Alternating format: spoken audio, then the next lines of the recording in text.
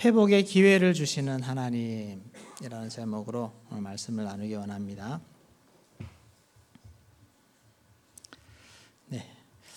야곱의 12아들 중에 유다는 특별히 오늘날 그 아들들 이름 가운데서도 가장 존귀한 이름이 되었습니다. 이스라엘 민족을 유대인이라는 말로 대표해서 사용을 하고 있습니다. 또 장차 오실 메시아를 유다 지파의 사자라고 그렇게 부르고 있습니다. 그런데 이런 유다의 이런 영광이 유다가 하나님 앞에서 흠없고 바른 삶을 살았기 때문에 주어진 것이 아니라는 것입니다. 유다는 많은 죄를 지었습니다. 또 인생의 좌절과 실패를 경험했습니다. 또 심지어 하나님의 은혜의 자리에서 떠나 있었던 삶을 살았는 유다인데 결국에 마지막은 또 하나님께로 돌아와서 하나님 앞에 또 이런 멋진 존귀를 얻는 그런 주인공이 되었다고 하는 사실입니다. 이것이 가능한 이유는 우리 하나님은 언제든 용서해 주시고 또 다시 회복시켜 주시는 우리 좋으신 하나님이기 때문에 그렇습니다. 우리 인생에서 한번 실패하고 한번 넘어지면 그것으로 인생 더 이상 끝이 되어버린다면 우리가 소망을 가질 수가 없는 것인데 우리 하나님은 그렇지 않습니다. 어떤 사람이라 할지라도 하나님 앞에 나아오는 자는 하나님은 누구든 받아주시며 누구든 세워주시는 좋으신 하나님이라고 하는 사실입니다. 유다의 인생은 어찌 보면 지극히 인간적입니다. 요셉, 다니엘, 사무엘 이런 사람들 이름 들으면 여러분 어떤 생각 드십니까? 나하고는 좀 다른 사람 같아. 너무너무 좀 먼 사람처럼 느껴지지 않습니까? 그런데 유다라고 하면 여러분 유다의 인생을 좀 자세히 읽어보면 유다의 삶이 그렇게 우리와 크게 다르지 않습니다. 어쩌면 우리보다 못할 수도 있습니다. 우리 주변에서 쉽게 볼 수 있는 그런 사람의 유형의 인생이라고 볼 수가 있습니다. 그런 유다가 하나님 앞에서 세워지는 그런 인생 스토리를 우리가 살펴본다면 하나님이 우리의 인생에도 똑같은 그런 하나님의 손길이 있다고 하는 사실, 우리도 유다처럼 하나님 앞에 멋진 모습으로 세워질 수 있다고 하는 것을 우리가 생각할 수가 있을 줄 압니다. 오늘 우리 유다의 인생을 통해서 하나님 앞에 우리가 어떻게 축복받는 인생이 될 수 있는지 살펴보기를 원합니다. 첫째로 타락이 있습니다.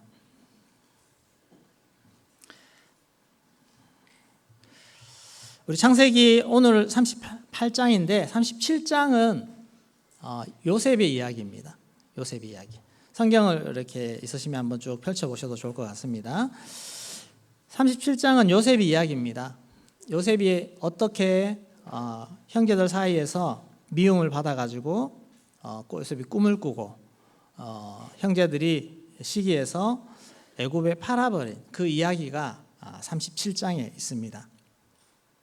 그리고 곧장 이어서 38장에 계속 요셉의 이야기가 이어져야 될 것 같은데 38장에 유다 이야기가 나오게 됩니다. 38장에. 그래서 좀 처음에 성경 읽으시는 분들은 이게 왜 뜬금없이 유다 이야기가 왜 여기 나와 있고 그것도 유다가 막 가나안 땅에 가가지고 이렇게 했던 그런 집안의 이야기, 그것도 좋은 이야기도 아니고 그런 이야기가 왜 나와 있을까 생각할 수 있는데 자세히 보면 다 연결이 되어 있습니다.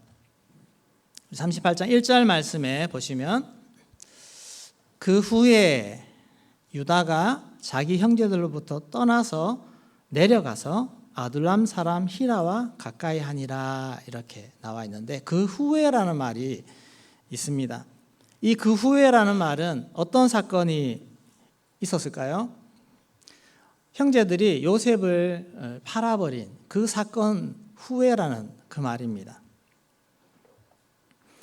그 말은 요셉 사건 이후에 이 유다의 인생에서 어떤 커다란 변화가 있다는 것, 굴곡이든 어떤 변화가 생겼다는 것을 볼 수가 있습니다. 형제들은 요셉을 직접 죽이지는 않았지만 애굽의 노예로 팔았습니다. 그런데 이 일의 파장이 생각보다 컸습니다. 가장 먼저는 요셉을 가장 사랑하던 그 아버지 야곱에게 나타납니다. 야곱에게는 이 소식이 엄청난 충격입니다. 아마 그의 인생에 가장 큰 충격의 소식이 아니었을까 생각이 됩니다. 그리고 그 충격이 쉽게 가시지 않았습니다. 성경에도 보면 오래 슬퍼했다고 했고 형제들의 모든 위로를 다 거절했다고 합니다. 위로를 받지 않았습니다. 그만큼 야곱에게는 이것이 소화하기 어려운 그런 인생의 고난이라고 보시면 됩니다. 그것을 옆에서 지켜보던 자녀들이 어떤 생각이 들었을까요? 우리가 도대체 무슨 일을 했지? 예, 그 생각이 안 들겠습니까? 자기들은 막 갑자기 이 미워하는 감정에 서로 마음이 일치해가지고 바바바박 일은 진행했지만 나중에 그 저지른 결과를 보고서는 현실입니다. 여러분, 실제 인생 역사 속에 이런 일이 일어났다. 여러분 어떻겠습니까? 쉬운 일이 아닙니다. 절대로 쉬운 일이 아닙니다.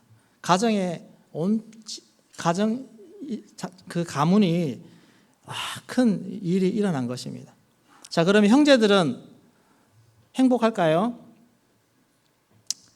요셉을 팔고 나서 돌아와가지고 이제 몸이 가뿐하고 가볍고 이제 미워하는 사람, 시기하는 사람도 없고 아버지가 뭐 이렇게 하는 사람도 없어서 행복할까요?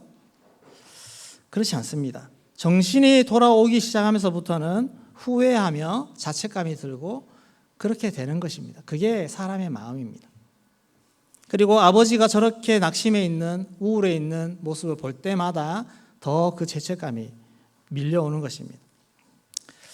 이 일에 유다는 이 노예로 판 일에 어쩌면 주도자입니다. 물론 선한 의도로 요셉을 죽이지 않도록 하려는 의도였지만 그래도 노예로 팔자라고 그렇게 제안을 해서 형제들의 동의를 얻어낸 사람이 유다라고 하는 사실입니다. 이런저런 것이 아무튼 자세한 내막은 성경에도 없기 때문에 알 수는 없지만 그러나 그 후로 유다는 자기 형제들을 떠나버립니다. 가정을 떠나버립니다. 18절에 1절에 다시 보시면 자기 형제들로부터 떠나서 내려갑니다. 유다의 타락의 시작은 믿음의 공동체를 떠난 것입니다. 아무리 집안이 시끄러워도 이 야곱의 가족들은 가나안 땅에서 유일한 언약 공동체입니다. 하나님이 소망을 가지고 새로운 하나님의 역사를 펼치기 위해서 선택한 믿음의 공동체인데 여기를 유다는 떠나버렸다고 하는 사실입니다. 이것은 언약 백성의 대열에서 이탈하는 것을 이야기합니다. 그리고 내려가서라고 표현합니다. 이 말은 하나님을 떠나서 세상의 길, 타협의 길, 죄악의 길로 갈 때 내려간다는 표현을 씁니다. 아브라함이 기근을 피해서 애굽으로 갈 때 애굽으로 내려갔고 요나가 사명을 피해서 요바로 갈 때도 요바로 내려갔고 이런 표현을 씁니다. 유다는 믿음의 공동체를 떠나서 세상으로 내려가는 것입니다. 그러면 그가 내려가서 무슨 일을 할까요? 우리 1절의 후반절에 다시 보시면 내려가서 아둘람 사람 히라와 가까이 하니라. 하나님을 떠났습니다. 믿음의 공동체를 떠났습니다. 세상으로 갔습니다. 거기서 또 자기하고 마음이 딱 맞는 세상 친구 하나를 탁 사귄 것입니다. 히라라는 사람. 오늘 오전 말씀에도 우리 친구 잘 사귀어야 된다고 말씀하셨죠. 골라서 잘 사귀어야 됩니다. 사람을 잘 사귀어야 되는데 근데 세상적인 사람인데 자기하고 마음이 맞다. 그러면 세상에서 빠져나오기가 더 어려워집니다. 이 히라라는 사람은 유다와 오랫동안 친분을 맺으면서 유다의 인생에서 큰 어떤 영향을 끼치는 사람이 됩니다. 아내를 맞이할 때에도 그리고 나중에 며느리와 그런 잘못된 일을 저지를 때도 여기에 끼어 있는 사람이 히라라는 사람입니다. 세상의 친구보다, 신앙의 친구보다 더 친한 세상의 친구가 혹시 있습니까? 교회 공동체보다 더 마음을 두고 있는 세상의 공동체가 있습니까? 위험한 것입니다. 교회 안에서 우리가 영적으로 활동하는 것보다 세상의 동호회 등 이런 활동들에 더 열심을 내고 있으면 여러분, 우리 마음이 이미 은혜 가운데서 멀어진 것입니다. 떠나가는 것입니다. 계속 내리막길로 갑니다. 죄의 유혹에 더 쉽게 빠지는 그런 상황에 놓여 있다고 보시면 됩니다. 그래서 2절에 보시면 유다가 어디까지 가느냐, 그 사람하고 어울리다가 가나안 사람 수아라는 사람의 딸을 만나게 되고 딸을 보고 반하게 되고 그를 데리고 와서 아내 삼아서 결혼하게 되는, 여기에 그를 데리고 동침하니 이 말은 이제 결혼을 했다는 뜻입니다.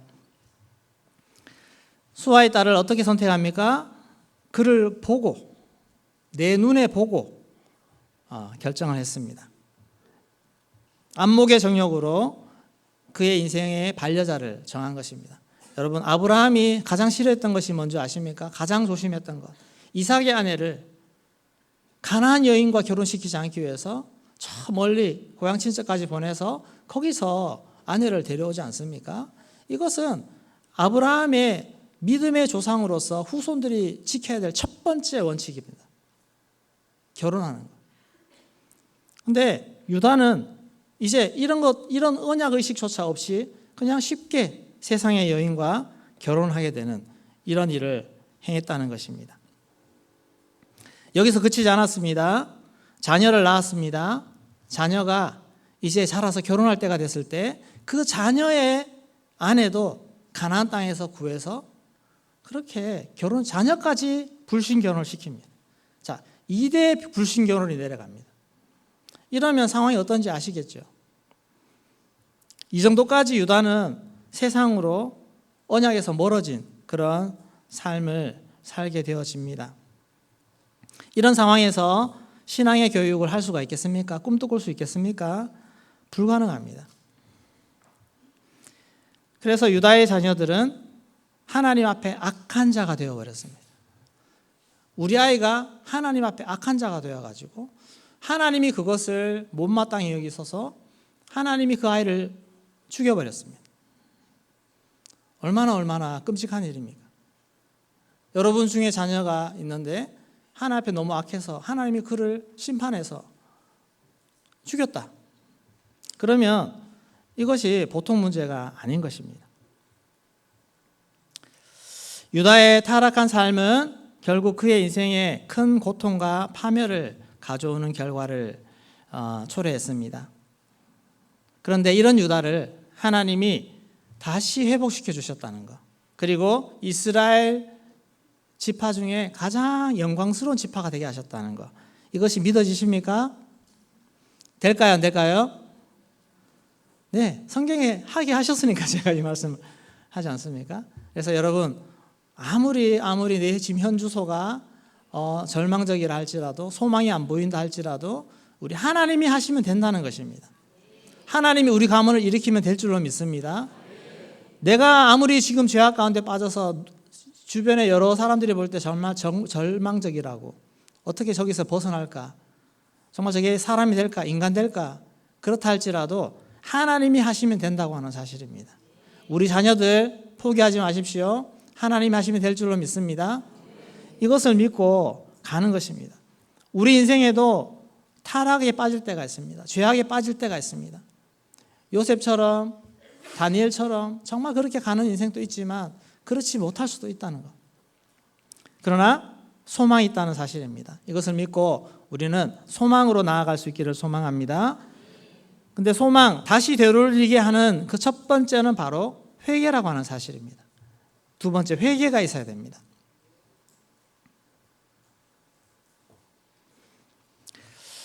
유다는 그의 첫째 아들, 둘째 아들이 죽게 됩니다. 그러자 셋째 아들도 죽을까 싶어서 며느리에게 보내지 않습니다.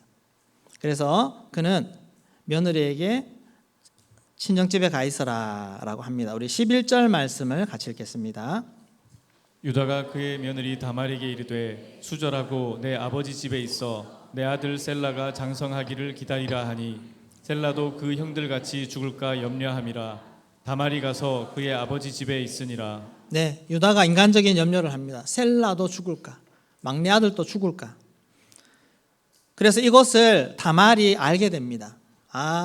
지금쯤이면 아들을 줘야 되는데 안 하고 있는 거 보니까 그 시아버지가 아들을 줄 마음이 없구나. 그래서 다말은 자기가 살 길을 찾습니다. 다말도 보통 여자가 아닌 것 같습니다. 정말 대담한 계획을 세워서 실행합니다. 창녀로 가장하고 시아버지를 유혹해서 자녀를 얻는 것입니다. 아이를 얻는 것입니다. 네, 오늘날 이런 소재를 가지고 드라마를 만들면 정말 사람들이 많이 볼 것 같습니다. 최고의 막장 드라마 소재. 이런 막장 드라마, 다말이 기획한 막장 드라마에 유다는 자기도 모르게 거기에 주인공이 되어버리고 말았습니다. 나중에 정신 차리고 보니까 내가 지금 어떤 상황에 휘말려 들어와서 지금 이렇게 되었지? 유다는 처음에 며느리 다말이 임신했다는 소식을 듣고는 다른 사람과 행음한 줄 알고 노발대발했습니다. 그리고 며느리를 불태워 죽이라고 했습니다. 그런데 며느리가 누구의 아이인지 증거를 보여주게 됩니다. 알겠지만 25절 말씀 한번 읽어보겠습니다. 여인이 끌려나갈 때에 사람을 보내어 시아버지에게 이르되 이 물건 임자로 말미암아 임신하였나이다. 청하건대 보소서 이 도장과 그 끈과 지팡이가 누구의 것이니까 한지라. 네, 이 현장 정말 자기는 분노에 차서 이 며느리가 어떻게 이런 행할 수 있지라고 막 화를 내고 죽이라고 했는 상황에서 그 상대방이 자기라는 사실을 알게 되었을 때 이거는 정말 엄청난 충격이 아닐 수가 없습니다. 실제로 우리가 그냥 하나 이야기로 생각하지 말고 오늘날 그런 일이 일어났다고 한번 생각해 보세요. 내가 그 주인공이라고 생각해 보세요. 이거는 보통 일이 아닙니다. 어떻게 이런 일이? 유다는 뒤통수를 얻어맞았습니다. 정말 생각지도 못했던 일이 펼쳐지면서 여기에서 유다는 또 다른 인생의 전환점을 맞게 됩니다. 요셉은 인생의 큰 전환점 두 번을 맞게 되는데 첫 번째는 요셉을 팔아버린 사건 이후에 그가 낙심을 하든지 어떤 상처를 입었든지 어떻게 됐든지 간에 그가 타락의 길로 접어간 사건이고 또 한 번의 큰 이 사건을 통해서 이제는 제대로 정신 차리게 되는 시간이 되어집니다. 정신을 차릴 때 있습니다. 여러분 정말 답이 없는 친구들 정신 차릴 때가 올 줄로 믿습니다. 예, 하나님이 한 방 치시든지 어떤 계획을 통해서 정신 차릴 때가 온다는 것입니다. 유다는 인생에서 뭔가 묶여있는 듯 살았습니다. 아무리 봐도 유다가 저렇게 살 사람은 아닌 것 같은데 유다가 이름 얼마나 좋습니까? 형제들 중에서도 첫째는 첫째, 둘째, 셋째까지는 뭔가 이 엄마의 간절한 그런 것들이 녹여져 있는데 넷째 아들은 정말 하나님을 찬양하면서 너무너무 기분 좋게 아예 이름을 붙여준 사람이 유다입니다. 찬송이라는 뜻을 가지고 있지 않습니까? 그리고 유다는 형제들 중에서도 성품이 좋고 리더십이 있습니다. 형제들에게 마음을 얻은 사람입니다. 요셉을 죽이려고 할 때도 형제들은 막 그냥 죽이려고 했는데 오히려 맏형 르우벤보다도 르우벤은 그렇게 하지 마라 막 했지만 형제들이 들은 척만 합니다.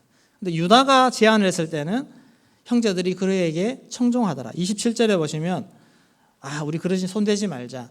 동생하고 혈육이니까 그냥 파는 게 좋지 않겠냐라고 했을 때 형제들이 귀담아 듣습니다. 어떻게 보면 마음이 따뜻하고 리더십 있는 유다가 지금 저렇게 가난한 족속 가운데서 막 살고 있지 않습니까? 누가 보더라도 저렇게 살 사람이 아닌데 뭔가 씌여 있는 것입니다. 제정신이 아닌 것입니다.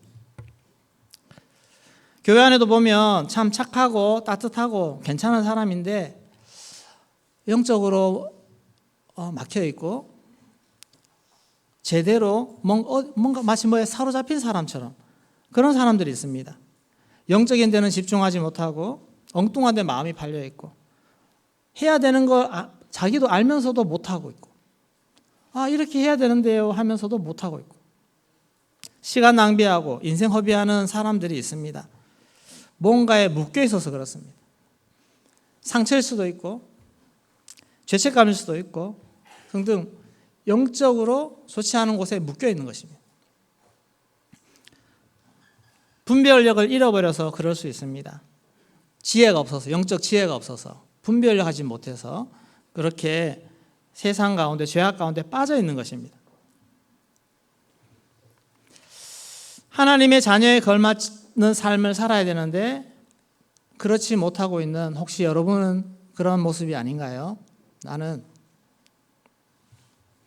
거룩한 주의 자녀로 가지 말아야 할 곳에 가고 잊지 말아야 할 곳에 있고 보지 말아야 될 것을 보고 하지 말아야 될 것을 하고 있는 그런 모습이 나에게는 없습니까? 우리 인생을 뒤흔드는 큰 영적 지진이 일어나야 할 줄로 믿습니다. 어떤 것이든 간에 그것을 깨트려 부술 수 있는 그런 하나님의 어떤 손길, 그 안에 강력한 내 안에 어떤 충격과 변화가 일어나면 정신 차리게 된다고 하는 사실입니다. 유다는 이 다말을 사건을 통해서 제정신이 돌아왔습니다. 그것을 어떻게 알 수 있습니까? 유다는 제대로 된 회개를 합니다. 제대로 된 회개. 사실 집안에 이런 불륜이 이런 일이 일어나는 것을 사람들에게 알리는 것조차 부끄러운 일 아니겠습니까? 우리 집 며느리가 임신을 했다라고 그런 얘기하는 것조차 부끄러운 시대입니다. 그 시대만 해도. 그러니까 며느리를 불태워 죽이라고 할 정도로 명예를 소중히 여기는 그런 시대에 살고 있는데 거기다 한술 더 떠서 그 며느리를 임신시킨 사람이 내다라고 하는 시아버지가 그렇게 했다라는 것이 드러나는 것 자체가 얼마나 부끄러운 일이고 수치스러운 일이겠습니까? 요즘 같으면 누구 집안에 저런 일이 있다고 하면 아마 그 사람은 수치스러워서 자살할 수도 있는 그런 상황 아니겠습니까? 그런데 유다는 그것을 드러냈습니다. 인정했습니다.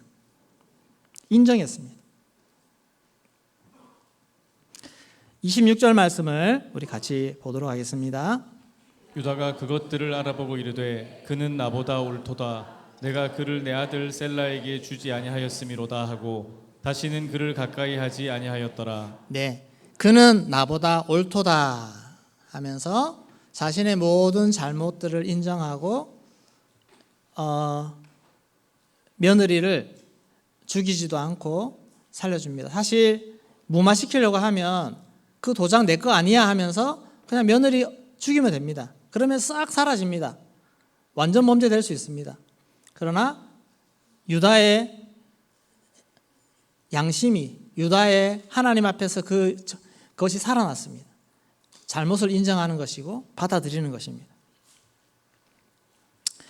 유다는 도망가지 않았습니다. 하나님 앞에서 다시 돌아오라고 하는 신호인 줄 알고 그 모든 상황들을 다 감수하고 그렇게 받아들이는 그런 모습을 보여주면서 회개합니다. 이 말은 하나님 앞에 철저한 회개를 나타낸다고 학자들이 얘기합니다. 그것을 인정하는 것 자체가 유다에게는 큰 회개라는 것입니다. 우리도 유다처럼 이렇게 회개하는 모습을 가져야 됩니다. 죄가 부끄럽다는 걸 알기 때문에 여러분 죄 짓고 나면 감추잖아요. 숨기잖아요. 큰 죄가 아니라도 작은 죄도 죄가 드러나는 게 부끄럽기 때문에 감춥니다. 저도 조금 작은 거라도 뭔가 거짓말을 한번 했다든지 죄를 이렇게 지으면 순간적으로 감추려고 합니다. 왜냐하면 목사가 거짓말을 해. 근데 그것을 감추고 나면 계속해서 불편하고 은혜가 떨어지고 설교할 때마다 생각나고 찬양할 때마다 하나님이 책망하시고, 그래서 그것을 고백하지 않을 수가 없습니다. 고백하고 드러내야 그제서 해결되기 때문에 그렇습니다. 부끄럽죠, 고백하는 것이. 그러나 그 부끄러움을 감수하는 것이 진짜 회개인 줄로 믿습니다. 그리고 나면 하나님이 은혜를 회복시켜 주는 것입니다. 여러분, 체면 때문에 거짓말 했는 거, 죄 지은 거, 드러내지 못한 거 있습니까? 그거 드러내셔야 됩니다. 하나님 앞에서, 또 사람 앞에서. 그럴 때 그게 진짜 회개입니다. 부끄러움을 감수하는 것, 그러면서 하나님의 은혜를 구하는 것, 그것이 회개의 시작입니다.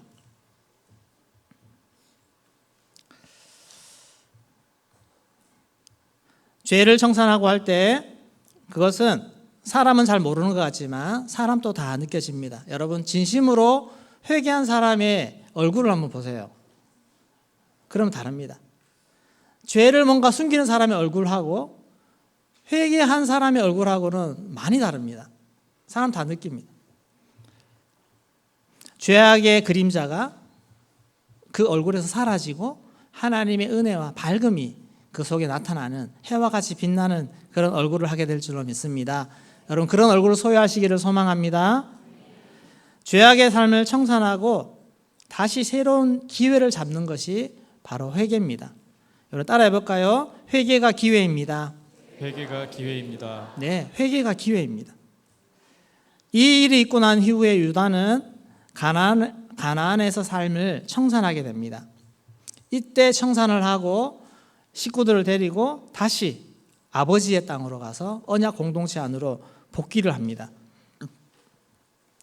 성경에 그렇게 말은 없지만 기근이 들어서 형제들이 애굽으로 갈 때 거기에 유다가 있는 것입니다. 유다는 이 사건 이후에 다시 자기 형제들의 집으로 와서 같이 거하면서 거기서 무엇을 합니까? 거기서 자녀를 키우는 것입니다. 그 갓난 아이들을 데리고 와서, 여러분, 그 가나안 땅에서 다시 하나님이 태어난 베레스 세라를 그 가나안 엄마 다말이 그 가나안 사회에서 아이를 키워보세요. 똑같지 않겠습니까? 똑같이 엘처럼, 그리고 오난처럼 그런 아이들이 나오지 않겠습니까?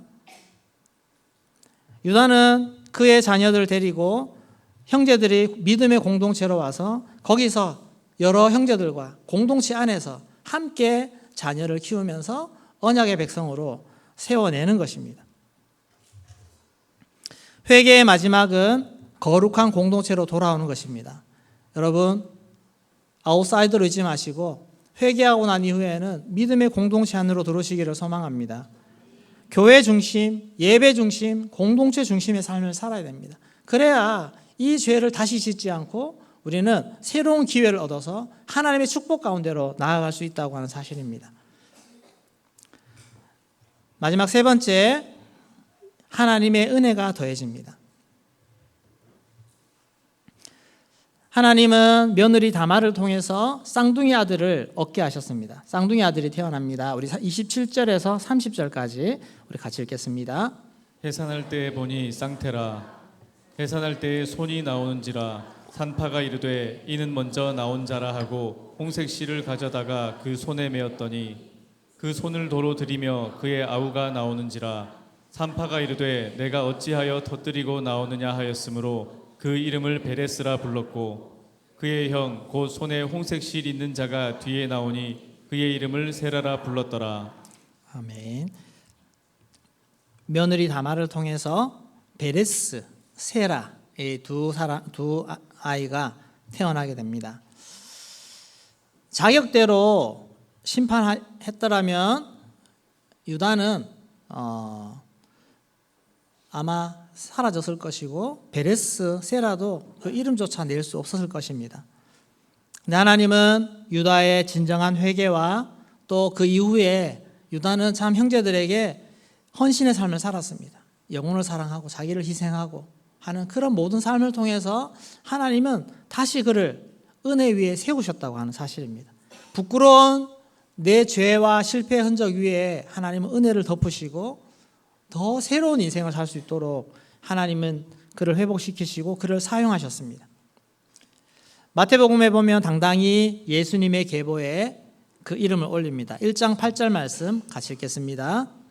유다는 다말에게서 베레스와 세라를 낳고 베레스는 헤스론을 낳고 헤스론은 람을 낳고. 네, 유다도 이름이 있고 다말도 이름이 있고 베레스, 세라도 이름이 다 들어가지 않습니까?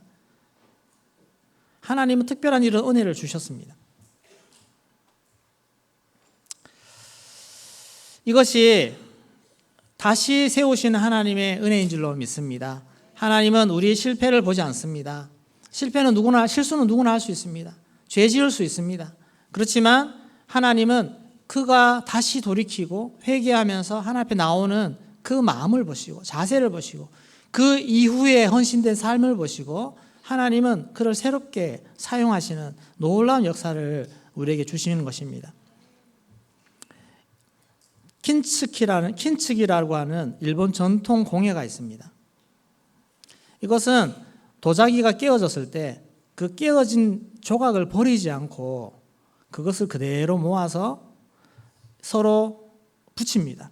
오칠을 하고 조각들을 다시 붙인 다음에 그 깨어진 틈을 금가루를 이렇게 메워서 저렇게 다시 그릇을 만들어내는 것입니다. 그래서 이런 그릇은 깨지기 전보다 훨씬 더 독특하고 훨씬 더 예술적인, 그래서 가치가 값비싼 예술품으로 바뀐다고 합니다. 깨진 것을 부끄러워하지 않고 그것을 숨기지 않고 오히려 더 장인의 손에 맡겨서 그 깨어진 틈 사이를 아름다운 금으로 채워질 때 더 아름다운 모습으로 변모되는 역사를 만들어낸다고 하는 것입니다. 여러분, 유다의 인생은 죄로 인해서 산산조각난 그릇이었습니다. 그렇지만 그가 회개하고 돌아왔을 때 하나님은 그를 버리지 않으시고 그의 깨어진 그 틈, 부끄러운 과거, 지금 성경에 이렇게 드러나는 수많은 부끄러운 과거들까지 주님은 예수 그리스도라고 하는 가장 존귀한 은혜의 금으로 메우시고 그를 인류 역사상 가장 존귀한 족보의 그 그릇으로 하나님이 세우셨다고 하는 사실입니다. 이런 은혜가 저와 여러분에게 있기를 소망합니다. 혹시 여러분들은 유다처럼 믿음의 길을 이탕해서 세상으로 지금 내려가 계시지 않습니까? 아니면 세상으로 한번 내려갔다가 다시 돌아와야 되는데 그러나 아직 여전히 거기 머무르고 계신 분이 계십니까? 죄의 문제에 발목 잡혀서 내 인생은 끝났다라고 절망하는 분이 계십니까? 우리에게 늦은 시간은 없는 줄로 믿습니다. 지금이 가장 빠른 시간이고 지금이 최고의 결단의 시간입니다. 여러분, 회복하시기를 소망합니다. 회개를 통해서 내 모든 죄악된 것들 하나도 남김없이 다 회개하면서 하나님 앞에 나와야 됩니다. 여러분, 그리고 회개는 매일매일 하는 것입니다. 우리가 조금만 지나면 또 죄가 우리에게 묻어 들어오고 그것을 내버려 두면 영적으로 무뎌집니다. 여러분, 하나하나 철저하게 하나님 앞에서 회개함으로 말미암아 우리의 모습이 하나님 앞에 온전히 하나님이 빚어가시는 모습으로 늘 하나님 앞에 올려드리는 그런 우리의 모습이 되기를 소망합니다. 하나님 앞에서 우리가 회개함으로 말미암아 주님이 정말 멋지게 사용하시는 멋진 믿음의 그릇으로 세워질 수 있는 은혜가 있기를 주의 이름으로 축원합니다. 우리 찬양 드리겠습니다.